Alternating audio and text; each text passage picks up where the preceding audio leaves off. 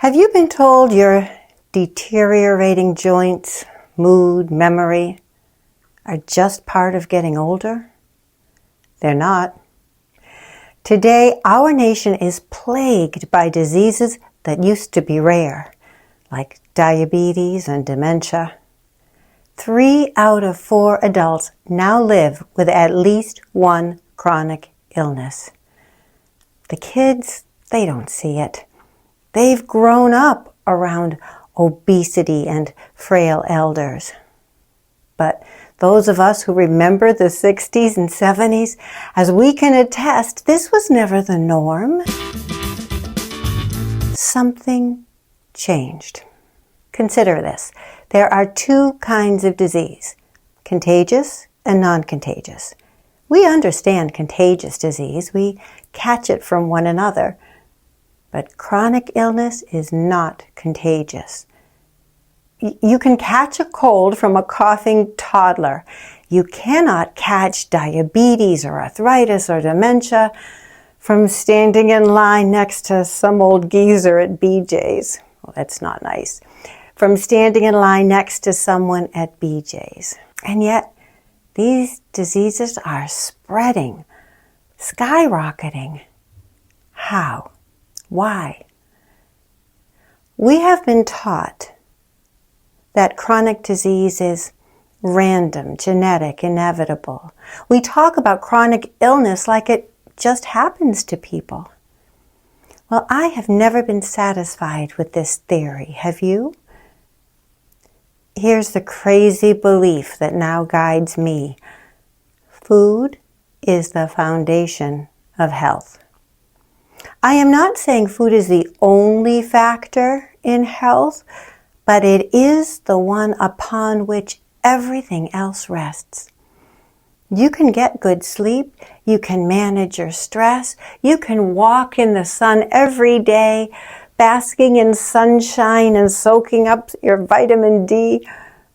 But if you are living on junk food, sleep and sun cannot save you. And by junk food, I am not just talking about Doritos and cake.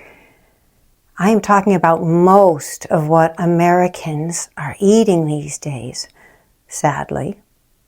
We recognize some consequences of a poor diet, tooth decay and weight gain. But what if the stakes were higher?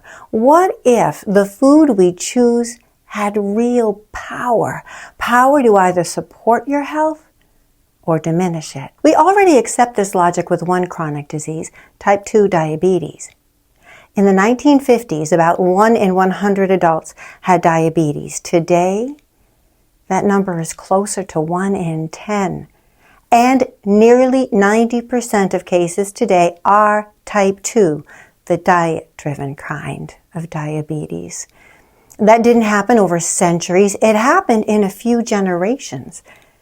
We know this disease is tied to food. We know type 2 diabetes improves or reverses with a change in diet.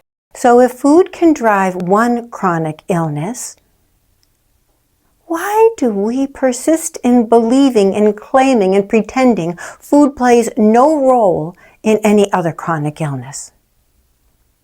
If you read up on current studies, you will find that when researchers look at populations eating a modern, processed, ultra-processed food diet, they see higher rates of metabolic disease and obesity, joint pain and arthritis, fatty liver disease, even in children, depression and anxiety and dementia, chronic illnesses, non-contagious illnesses. Remember, we are not catching them from one another. We are not passing them around.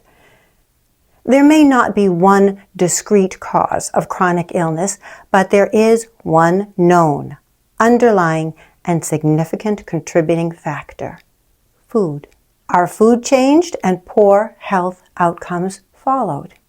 And this isn't only my crazy conclusion. Just this week, federal health leaders publicly said the same thing.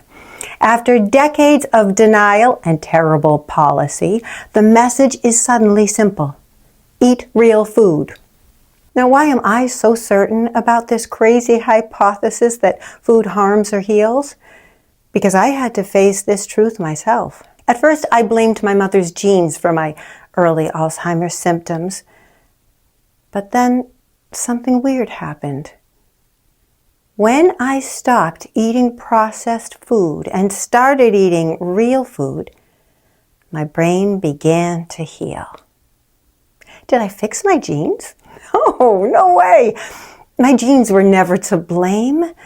My healing had nothing to do with better karma and nothing to do with big pharma. I simply stopped eating food that harms and started eating food that heals. You might already have some of this food in your home. Meat, fish, eggs, butter. Here is the good news. Chronic illness is not random. It does not just happen to people. It develops slowly, gradually, sneakily, in response to what we eat day after day. And that's very good news, because it means the illness we see today isn't mysterious or inevitable. It's understandable and it's changeable. Your health is in your hands because your food is in your hands. Eat real food. That's all.